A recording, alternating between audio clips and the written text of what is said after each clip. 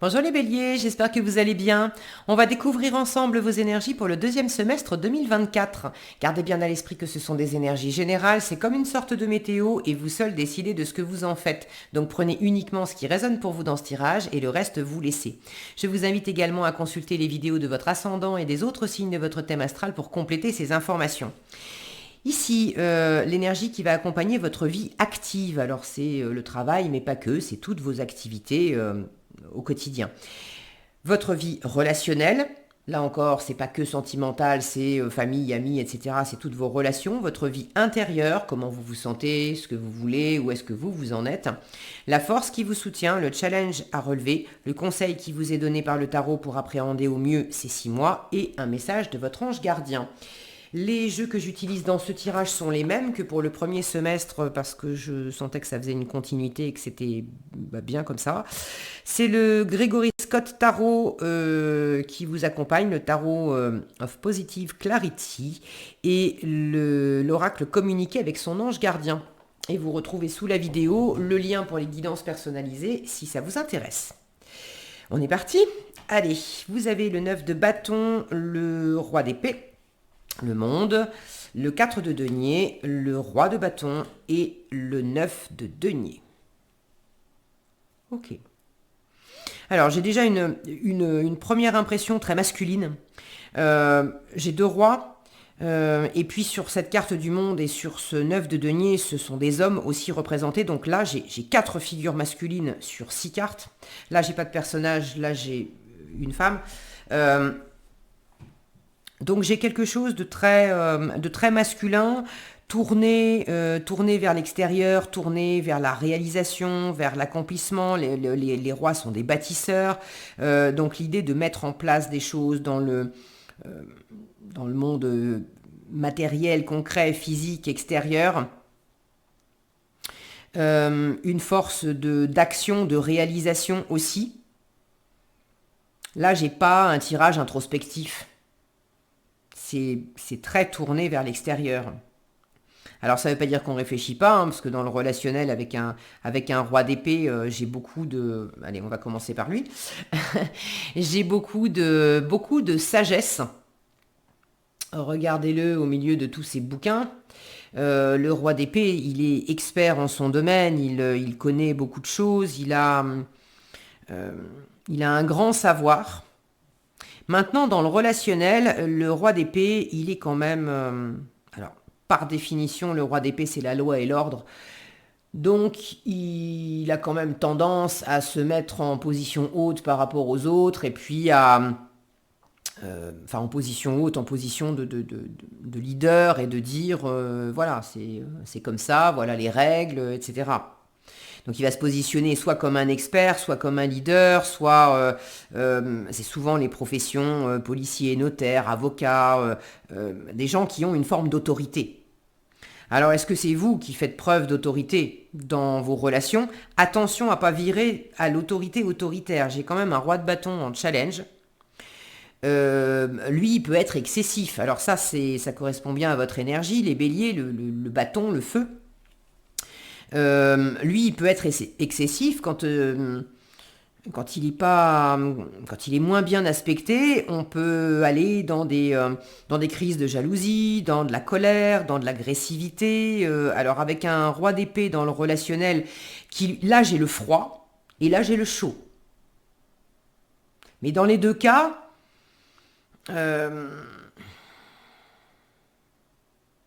attention à pas... J'ai une sensation qu'avec l'environnement, vous pourriez montrer une espèce de façade. Tout le monde ne saura pas ce qu'il y a derrière la façade. Comment vous vous sentez, de quoi vous avez envie, etc. Alors qu'intérieurement, ça va bien quand même avec le monde. Mais là, j'ai vraiment 4 cartes aussi où je sens un grand pouvoir personnel. Le truc, c'est attention à doser ce pouvoir personnel, parce que ressentir intérieurement un pouvoir personnel, c'est très bon, ça donne de l'autonomie, de l'indépendance, de la confiance, on est aligné avec soi, ok.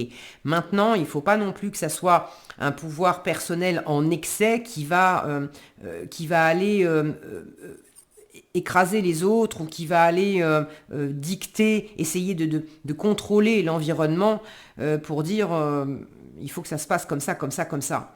Et ces deux rois ici me donnent... là, j'ai une sensation que ça peut ne pas être cool tous les jours et il faudrait que ça file droit avec vous. Alors qu'ici, j'ai deux autres cartes dans l'autre sens, là, où les personnages, quand on les regarde, moi, c'est l'effet que ça me fait, je vous les montre, je ne sais pas ce que vous allez sentir et percevoir, mais ils ont le sourire, ils sont plus détendus, j'ai quelque chose de plus... J'ai des fleurs autour, etc.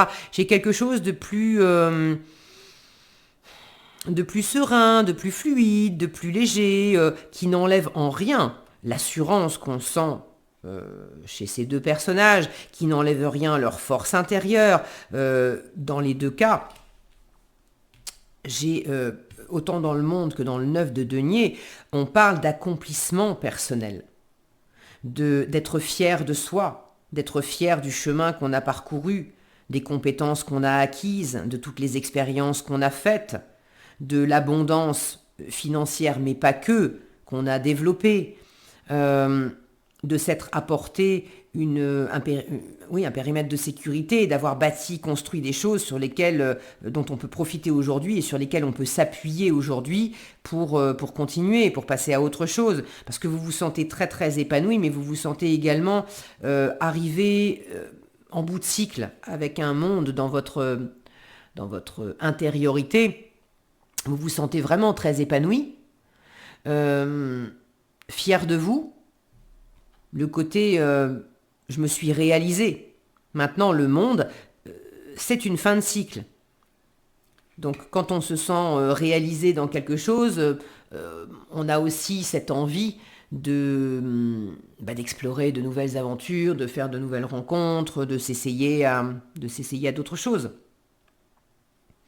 Donc, ce pouvoir, cette confiance, cette capacité à agir dans votre environnement pour vous, pour que ça soit vraiment agréable, épanouissant, nourrissant à tout point de vue, vous l'avez à n'en pas douter, et c'est le conseil qu'on vous donne, on vous dit continue. Continue dans cette autonomie, dans cette indépendance, de faire les choses pour toi, de prendre soin de toi, autant dans le matériel, le financier, le concret, que dans le concret de ton corps physique, d'être bien ancré, de prendre le temps, d'être dans l'ici et dans le maintenant, de bien te nourrir, de bien dormir, de prendre soin de ton corps, d'être connecté à la nature, toutes ces choses-là. On vous les conseille et vous êtes déjà pour moi en phase avec ça. Mais dans la relation à l'autre, il y a un côté, vaut mieux vous avoir comme ami que comme ennemi. L'idée, c'est pas d'être ennemi, mais là, j'ai la sensation que dans le relationnel, il y a certaines personnes qui ont intérêt de comprendre qu'il vaut mieux vous brosser dans le sens du poil, quoi, parce que ça peut... Là, il y a un côté too much. Il y a un côté too much. Ça manque de... vous avez davantage, et tant mieux, hein, vous avez davantage de bienveillance vis-à-vis de vous. Je dis tant mieux, c'est pas que c'est mieux d'en avoir pour soi et pas pour les autres. L'idée, c'est d'en avoir pour tout le monde. Mais tant mieux dans le sens où si on peut difficilement offrir aux autres ce qu'on s'offre pas à soi. Donc là, il y a vraiment une invitation à être dans cette prise de soin de soi, dans ce contentement personnel, dans cette réjouissance personnelle, de se chouchouter soi, d'être cool avec soi. Et avec l'environnement, c'est peut-être pas si facile pour vous de faire ça. Est-ce que vous avez peur? C'est comme si vous aviez, je ressens ce besoin là de coller une façade. Bon, alors les choses sont peut-être inversées aussi. Je sens qu'il y en a certains d'entre vous, l'autorité là, c'est vous. Attention à cet excès. Pour d'autres, ce sont peut-être des énergies extérieures. Et il y a peut-être dans votre relationnel la présence d'au moins une autorité qui vous facilite pas la vie et, et qui représente un challenge pour vous parce que c'est quelqu'un qui vous, oui, qui vous donne des ordres. Est-ce que c'est quelqu'un qui est hiérarchiquement au-dessus de vous? Est-ce que c'est quelqu'un qui a quand même une présence assez forte? Quelqu'un dont vous ne savez pas, avec le roi d'épée, il a cette capacité à être impassible. On ne sait pas ce qu'il ressent. S'il a pas envie de vous dire comment il se sent, s'il est heureux ou en colère, vous pouvez vous sentir démuni et déconcerté parce que vous ne savez pas sur quel pied danser, vous ne savez pas ce qui se passe à l'intérieur. Il cloisonne beaucoup. Alors est-ce que c'est vous qui cloisonnez beaucoup? Est-ce que c'est une ou plusieurs personnes dans votre environnement qui cloisonnent aussi? Maintenant, vous savez, je le dis souvent dans tous les tirages, tout ce qui se passe à l'extérieur de nous, c'est aussi une réponse vibratoire à ce qui se passe à l'intérieur. Donc c'est pour chaque situation dont on se dit, bah oui, mais non, ça dépend pas de moi, j'avais pas prévu ça, et puis ça arrive. C'est de quand même faire pause là-dessus et de dire qu'est-ce que ça dit de moi, à quoi ça me renvoie intérieurement, et d'aller un peu creuser la question. Alors, dans votre vie active, pas mal d'activités, vous êtes presque arrivé au bout de quelque chose. Alors, j'aime bien ce 9 de bâton parce que souvent, dans les 9 de bâton, on a un personnage qui a un bandage sur la tête, qui est fatigué, on sent qu'il en a ras la cacahuète et qu'il est presque... il a beau être presque arrivé, il aurait presque aussi envie de déclarer forfait à 3 mètres de la ligne d'arrivée parce que ça commence à être lourd. Mais là, c'est pas le cas. On a une jeune personne, alors oui, on voit qu'elle a des égratignures, elle saigne un peu, mais elle est super heureuse. Elle est super heureuse parce qu'elle n'a pas fait ça en vain. Donc, dans le concret, le matériel dans votre vie active, que ça soit professionnel, personnel, projet sportif, artistique ou je sais pas, vous me direz dans les commentaires si vous voulez bien. Je vous en remercie par avance d'ailleurs. Il y a quelque chose qui vous satisfait grandement parce que quand même, vous vous êtes donné les moyens, vous avez fait des efforts, la route a été longue, vous avez peut-être beaucoup travaillé, vous avez pris beaucoup de responsabilités, vous avez peut-être eu beaucoup d'activités à mener de front en même temps. La famille et les amis et le travail et le sport et ceci et cela et chaque bâton représentant des actions différentes. Et là, on a des montagnes derrière. Il y a eu des hauts, il y a eu des bas. Le chemin était long et harassant, mais vous sentez que vous arrivez au bout. Ça va bien avec votre intériorité. Hein, je vous parlais de fin de cycle avec le monde. Donc, là,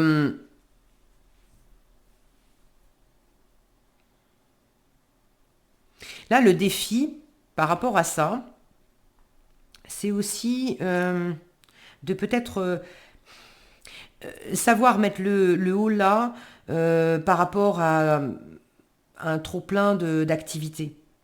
En conseil, vous avez quand même, parce que le roi de bâton, donc on est dans les bâtons, on est dans le dynamisme, dans l'enthousiasme, dans le passage à l'action, etc. Vous en avez déjà beaucoup. Est-ce que c'est compliqué pour vous d'arrêter de faire? En conseil, vous avez quand même un 4 de denier qui vous invite à être dans l'économie, dans la prudence, dans la lenteur aussi, parce que le 4, c'est de la stabilité, c'est des fondations, c'est pas une carte... le 4, c'est pas une énergie de mouvement, c'est vraiment une énergie de structure et de fondation. Donc, de cadre aussi, de délimitation. Alors, le cadre et la délimitation, ça fait vraiment un écho, ici, avec ce relationnel, ce roi d'épée dans le relationnel. Il y a peut-être besoin, dans certaines situations, dans certaines relations, effectivement, de poser un cadre pour que les choses soient bien définies. Vous avez peut-être besoin de poser clairement le cadre entre le personnel et le professionnel, surtout pour ceux qui sont à leur compte, qui travaillent en indépendant. Parce que des fois, c'est tellement facile d'avoir des limites qui sont tellement floues qu'au début, on a l'impression qu'il y en a, puis après, il n'y en a plus. Des amis qui vont faire appel à vos services, et puis comme vous êtes amis, il y a l'idée que on le dit sans trop le dire, l'autre s'attend à ce que vous le fassiez pas payer, ou à ce que vous lui fassiez un prix d'amis, alors que vous, c'est aussi votre travail, et vous avez besoin de payer vos factures, et si vous faites ça avec tous vos amis, bon... Donc il y a peut-être besoin de poser des règles et des cadres clairs avec votre environnement. Les heures de travail, par exemple, quand on travaille chez soi, si on n'a pas une pièce dédiée à son activité professionnelle, comme un bureau où on prendrait sa voiture pour se rendre au bureau avec des horaires de bureau, on a vite fait de travailler en mangeant, de travailler en discutant avec ses enfants, et puis du coup, on est à la fois tout le temps en train de travailler, puis en même temps, on a l'impression de passer du temps avec sa famille, mais on est là sans être là. Donc, je vous donne 2 exemples, voyez, et vous me direz là aussi dans les commentaires, si vous voulez bien, comment ça s'exprime pour vous, mais j'ai la sensation que par rapport à l'environnement, il y a quelque chose à clarifier, un cadre à poser, des règles à exprimer. Il ne s'agit pas de le faire en mode autorité autoritaire, une fois encore, mais de poser clairement les choses, parce que ça sera, vous aurez tout à y gagner, ça sera beaucoup plus... clair, stable, serein pour vous, et du coup plus facile aussi avec l'environnement. Donc ce 4 de denier vous invite à ce cadre. L'économie aussi, alors l'économie financière, de ne pas faire n'importe quoi avec l'argent, avec le matériel, avec vos possessions.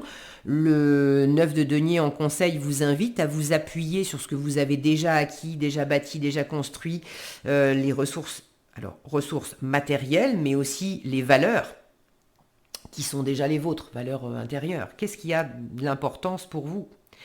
Et de préserver ces valeurs. De pas... il y a quelque chose à boucler, certes, mais en préservant,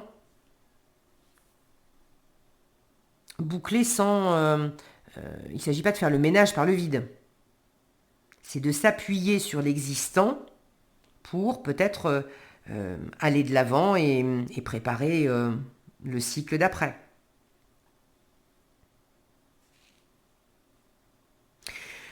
Le challenge aussi, alors ça va un peu avec ce 4 de denier, parce que regardez ses mains, là, quand on est dans une posture comme ça, le 4 de denier, c'est... Moi, j'ai pas la sensation qu'on vous dise « agrippe-toi » en conseil, enfin, en force. En revanche, fais attention, oui, pose des cadres, oui, soit dans l'économie, voilà, pour que les choses soient bien gérées, autant avec l'argent qu'avec l'environnement, oui. Mais j'ai la sensation qu'on vous dit aussi, détends-toi, relâche-toi, ouvre-toi. Et c'est le challenge aussi, regardez cette posture d'ouverture justement, d'ouverture, soyez les bienvenus à la maison, vous avez ça en challenge. Et en force, il s'agit peut-être de dépasser le côté non, je suis agrippé à certaines choses, je suis un peu replié, c'est difficile de recevoir et d'accueillir quand je suis dans des énergies comme ça où je retiens. Et c'est difficile justement d'être dans cette ouverture. Et le conseil, une fois encore, c'est appuie-toi sur tout ce qui t'a nourri, enrichi, tout ce qui te sécurise et tout ce qui te plaît pour retrouver quelque chose de plus serein en toi et de plus détendu. Ok, bon, je crois que j'ai fait le tour. Ce roi d'épée peut être aussi à l'extérieur, dans le relationnel, une personne non pas trop autoritaire, etc., mais quelqu'un de pointu dans son domaine, qui peut peut-être vous aider à gérer des affaires financières, des affaires professionnelles, des projets concrets que vous avez à développer. Et donc dans le relationnel, il peut y avoir quelqu'un qui sera d'une utilité intéressante pour vous transmettre des informations pertinentes. Ok, allez, le conseil. Ah, c'est marrant, on vous parle de rêve. Là, je vous disais, c'est très tourné vers l'extérieur. Votre ange gardien attire votre attention sur votre intériorité avec cette pleine lune au milieu du ciel. Sois attentif à tes rêves, la nuit est parfaite pour nos rencontres. C'est alors que nous nous retrouvons, toi et moi, pour faire le point. Chaque fois que tu dors, ton âme vient me rejoindre et ensemble nous regardons où tu en es. Je te donne des informations et des conseils sur ce qui va suivre dans ta vie. Utilise tes rêves pour être plus conscient de ces moments. Voilà ce que j'avais pour vous, les béliers. J'espère que cette vidéo vous sera utile. Si elle vous a plu, je vous invite à la liker, la partager, la commenter. Et pour être averti quand je publie de nouvelles vidéos, il suffit de vous abonner et d'activer la cloche des notifications. Prenez bien soin de vous, passez un excellent semestre et je vous dis à bientôt dans un prochain tirage.